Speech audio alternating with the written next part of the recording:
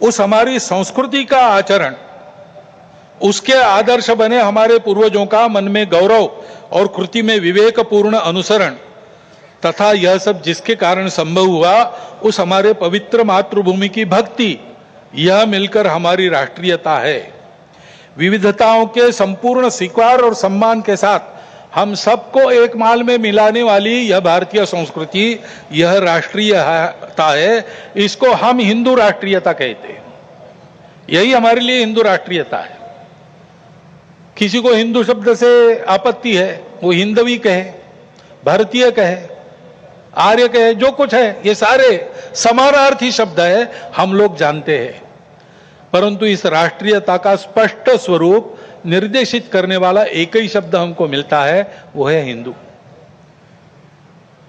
वो कोई राज्य पर आधारित कल्पना है। हमारा राष्ट्र राज्य पर आधारित कभी रहा नहीं। हमारे यहां नेशन स्टेट की कल्पना नहीं है। हमारी यह संस्कृति राष्ट्र को बनाती है।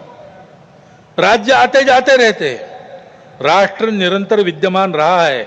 सनातन काल से अब तक ये हमारा प्राचीन हिंदू राष्ट्र है। इस अर्थ में हिंदू राष्ट्र है। सब प्रकार के उतार चढ़ाव हमने देखे, गुलामी भी देखी, स्वतंत्रता भी देखी।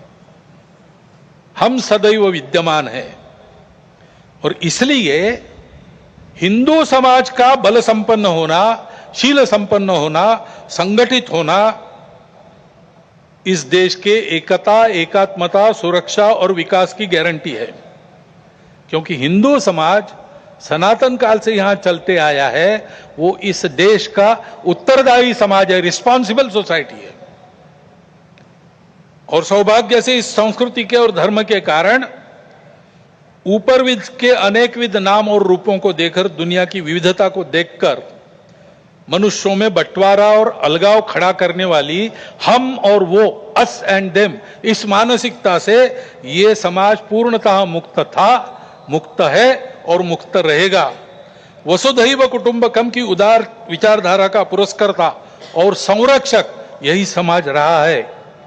विश्व के विकास में अपना अपेक्षित और उचित योगदान देने वाला देश, इसको बनाना ये इसीलिए हिंदू समाज का कर्तव्य बनता है। उसकी संगठित कार्य शक्ति के द्वारा विश्व को नई राह दे सकने वाले धर्म का संरक्षण करते हुए भारत को वैभव संपन्न बनाने का काम संकल्प लेकर 100 साल से कर रहा है संपूर्ण हिंदू समाज को संगठित करने का कार्य।